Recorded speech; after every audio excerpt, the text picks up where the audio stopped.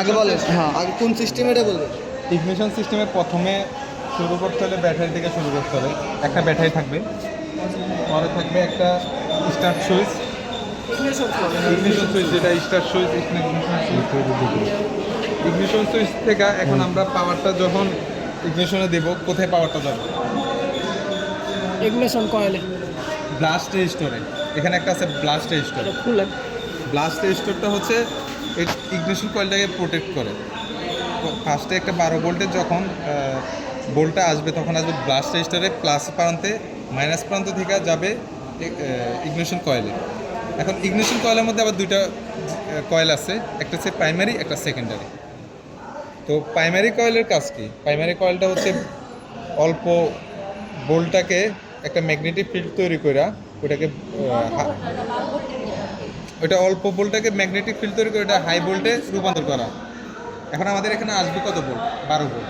12 ভোল্টে এখানে যখন ব্লাস্ট রেজিস্টারে আসবে, প্লাস পজিটিভ ইয়েতে আসবে, নেগেটিভ দিয়ে এটা যাবে প্রাইমারি কয়েলের পজিটিভ প্রান্তে।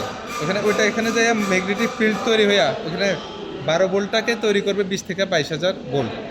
ওইটা তৈরি করে হাই টেনশন লিডের মাধ্যমে সেকেন্ডারি কয়েল হাই টেনশন লিডের মাধ্যমে পাঠিয়ে দিবে এখানে ডিস্ট্রিবিউটরে। এটা হচ্ছে পুরোটা ডিস্ট্রিবিউটর, আর এটা হচ্ছে ডিস্ট্রিবিউটর ক্যাপ। এখন ডিস্ট্রিবিউটরে এই 12 ভোল্টটা যখন 22,000 ভোল্টটা হবে, 20 থেকে 22,000, ওটা পাঠাবে কোথায়? ডিস্ট্রিবিউটর সেন্টার কার্বনে। সেন্টার কার্বন থেকে আসবে এটা রোটর টিপে আসবে। রোটর টিপটা যখন ঘুরবে তখন এগুলো হচ্ছে সেগমেন্ট পয়েন্ট। সেগমেন্ট পয়েন্টে কানেক্ট হয়ে এগুলা ইয়ে হবে। এখানে আরেকটা ব্যাপার আছে,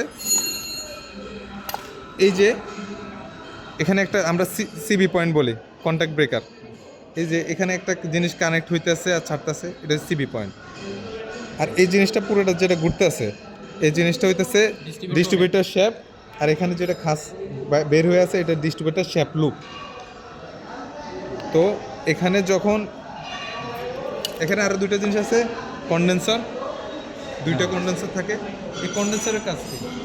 এই কন্ডেন্সার হচ্ছে যখন কিছু পরিমাণ এখানে বৈদ্যুতিক ফিল্ড তৈরি করবে, কিছু পরিমাণ সংখ্যা অল্প 0.03 থেকে 0.05, এটা কন্ডেন্সারের উপরে, ইঞ্জিনের উপরে এটা বিভিন্ন হয়, ওইটা জমা রাখবে একটু বোল্ট। যখন এখানে ইগনিশন কয়েলে বোল্টটা গাঁথতে হবে, ওই এখান থেকে এখানে ট্রান্সফার করবে করে। ওইটা ইগনিশন কয়েলের কাজ হচ্ছে লো ভোল্টটাকে হাই ভোল্টে রূপান্তর করা। তো এইভাবে এটা প্রক্রিয়া। এখানে একটা আছে অ্যাডভান্স ভ্যাকুয়াম মেকানিজম।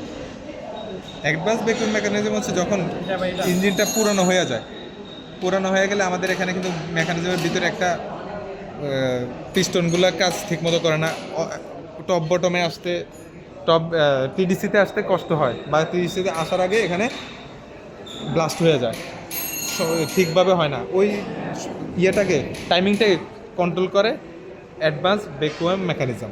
সঠিক টাইমিং ওটা ইয়ে করে এখানে হাই টেনশন স্পার্ক করা, হাই টেনশন লিডের মাধ্যমে এখানে নিয়ে স্পার্ক করা। এটা হচ্ছে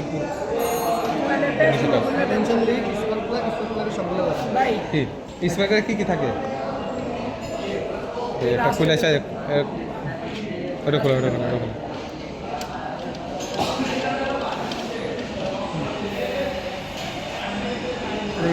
স্পার্ক প্লাগের মধ্যে থাকে টার্মিনাল, এটা হচ্ছে ইনসুলেটর, এটাকে অনেকে বলে শেল বা হাউজিং। আর এখানে একটা ঘুরে, এই যে দেখেন পাতলা, এটা গ্যাসকেট বলে অনেকে। আর এই যে ওয়াশার বা গ্যাসকেটে বলে সবাই। আর এখানে যেটা এই যে খাস কাটা আছে, এটাকে বলে থ্রেড। আবার এখানে যেটা এইভাবে দেখেন বাঁকা আছে একটা জিনিস, এটাকে বলে সাইড ইলেকট্রড। আর সেন্টারে যেটা সাদা জিনিস, ওটা সেন্টার ইলেকট্রড। আবার এখানে ছোট একটা ইয়া বাইরে হয়েছে দেখেন, টিপ, এটার বলে ইনসুলেটর টিপ। এটা হচ্ছে যে